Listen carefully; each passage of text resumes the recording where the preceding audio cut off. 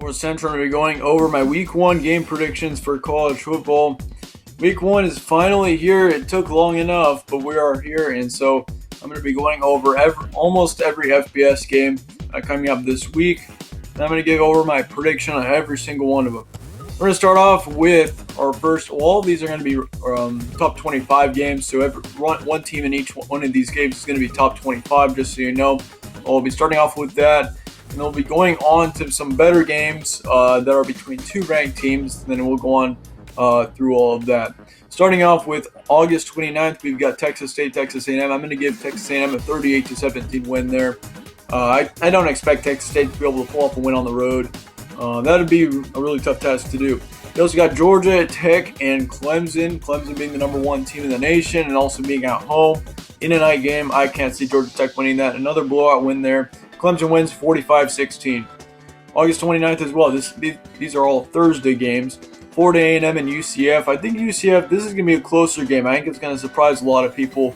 With all the injuries, though, that UCF has had, I mean, really won't affect them at the start of the season, of course. But, I mean, they've lost quite a few starters that could be very impactful to this team coming up in this season. I don't expect UCF to be as good as they were over the last couple of years, but I think they end up still winning this game by 14, 27-13. Utah and BYU, I think this is going to be one of the better games of week number 1. This is going to be a huge one, Utah and BYU. I mean, both of these teams really, I think, will be improved this year. I think Utah's got a good chance to win the Pac-12 this year. They got to win this game. If they do, 23-20, Utah ends up winning it. Tulsa and Michigan State's another one. Michigan State being at home, with Tulsa and stuff, I think it'll be a little closer than what people are thinking. But still, it'll be a Michigan State win, 26-10.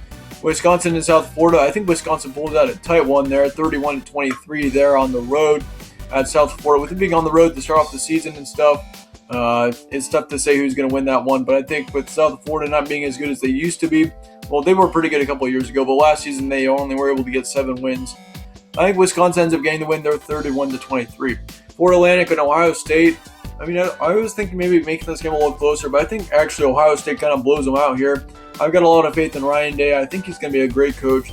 52-20 is your final score there. Northern Iowa and Iowa State, two Iowa schools there going head-to-head. I think Iowa State being at home, that's the main reason why they win this, 34-13. South Alabama and Nebraska, with Nebraska being the most hyped-up team probably of the offseason, and also with Scott Frost being in their second year, this team is going to be absolutely pumped up for this game. I think they end up getting off to a really fast start, and they end up continuing that. They're going to win that game 48-17 against South Alabama. Duke and Alabama is another one. Alabama being at home and stuff. I mean, the thing is, I just heard as well a couple of minutes ago, they had 2 running backs, I think it was. They were suspended for the first half of the game. So honestly, I think I could probably bump that score down to maybe 35-38 points out of Alabama. But they're still going to win that game by a decent amount, a decent margin, at least 20 points. Alabama's going to win that one. Idaho and Penn State. Penn State takes care of business there. I don't think Idaho is even going to be relevant in that game. 42-3 is your final score. Stanford and Northwestern's another one. Stanford got ranked in the top 25, but the thing is that both of these teams, I think, are very, very similar in skill. In the end, Stanford gets Northwestern. In the end, they end up winning that game 27-20. Now looking at a few more games. Georgia and Vanderbilt, 31-27. I think that game's going to be a scary one for Georgia. No one's really expecting that to happen. But with Vanderbilt being at home, start of the season, on the road, it's going to be a bumpy start for Georgia. I think they end up winning at 31-17, but it will be a very close one. Georgia Southern and LSU. LSU takes care of business, 34-6. Middle Tennessee and Michigan. Michigan does the same as LSU, is going to 38-17. They get the win there. Oregon and Auburn, very big game here. The biggest game of week 1 for sure. 27-23, Oregon ends up getting the win on the road. Auburn lost their starting quarterback, Stidham. That's what I saw. And with them having to have a new quarterback to start off the year and the adjustments that are going to have to come with that, Oregon's going to be more prepared coming into that game. They end up winning it 27-23. I did a big preview on that one as well. If you want to go watch the preview for that, go ahead and do that. That would be awesome. Miami and Ohio and Iowa. I think this game actually kind of stays a little closer than what people are thinking, but Iowa still gets the win in the end, 35-20. Louisiana Tech and Texas. Texas wins it 35-14. I can't expect Louisiana Tech to pull off any upsets here.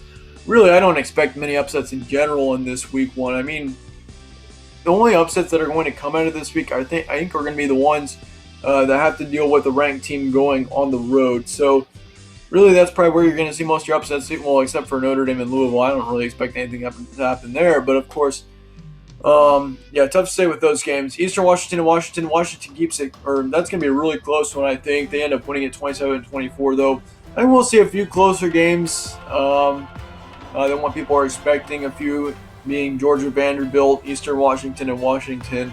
Miami, Ohio. Iowa is another one. Then Syracuse and Liberty is another one. I think Liberty, honestly, this could be an upset. I think that if any upset happens here, that's going to be against Syracuse. But yeah, 26-17 it will be your final score there. Syracuse gets a win in the end. Houston and Oklahoma. Oklahoma gets a win in a really tight one there. I think Houston actually has got a good chance to possibly pull an upset there, with it being on Sunday night. I mean, they're kind of sleeping on Houston too. Houston's a much better team than what people are thinking. But yeah, Oklahoma ends up winning it 31-30. Notre Dame and Louisville. Notre Dame gets a win in the end, 41-13. I don't expect Louisville to pull off anything crazy there. I don't really expect Notre Dame to be as good as they were last season, but still, in the end, Louisville will not be good enough to beat them.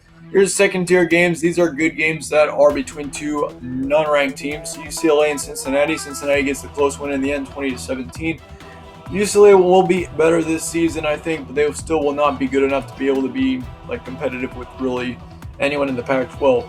Kent State, Arizona State. Arizona State gets the win in the end, 30-13.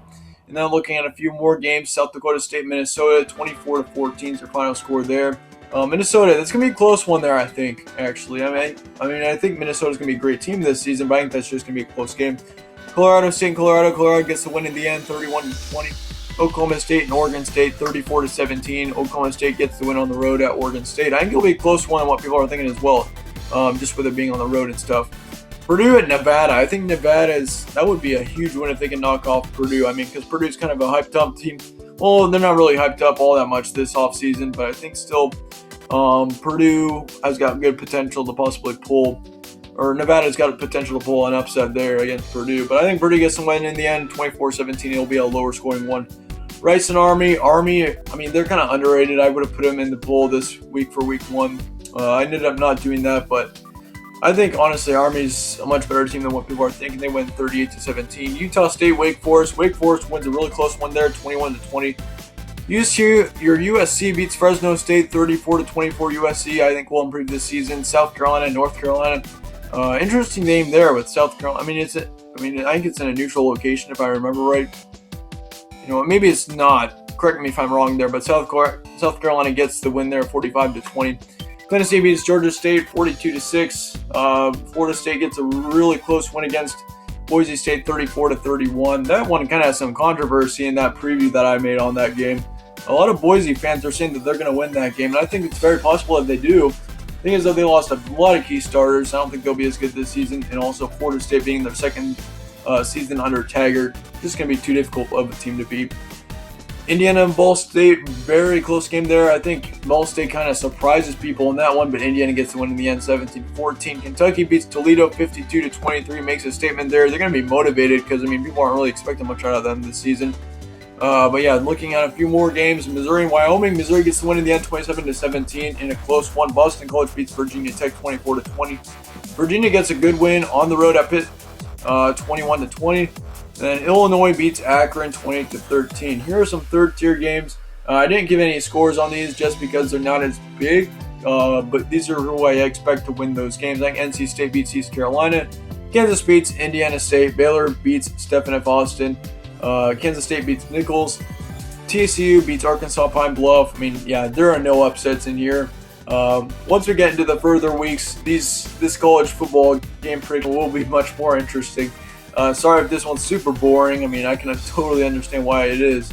But yeah, West Virginia beats JMU. Texas Tech beats Montana State. Rutgers beats UMass. I think that'll be a closer one, actually. Rutgers, I do not expect really much out of them this year. Really, as always, Rutgers is probably the worst Power 5 team outside of Kansas. But even Kansas, I think, will be better this season. So Rutgers will probably claim that title back this year. Maryland beats Howard. California beats UC Davis. And that is it for my college football week 1 game predictions. Let me know your guys' thoughts on these games in the comments below. Do you think or do you disagree with anything that was listed here? Be sure to let me know. Should be an interesting week one for sure. I mean, well, I don't know why I said that. It's probably not going to be a very interesting one, but I do think, though, Oregon and Auburn, that's going to be a big game to watch. I'm really looking forward to that one for sure. There are a couple of pretty good games in here as well. I mean, between two unranked teams, we got a couple of good Tier 2 games. A couple of them, I think we got Boston College, Virginia Tech, Boise State, Florida State. There's several of them that are really good. So yeah, I'm really looking forward to this week. I don't know why I said that again, but yeah, it should be a pretty good week, hopefully. Thank you guys all for watching. Be sure to subscribe if you'd like to. Really helps out the channel, and I really appreciate it. And all.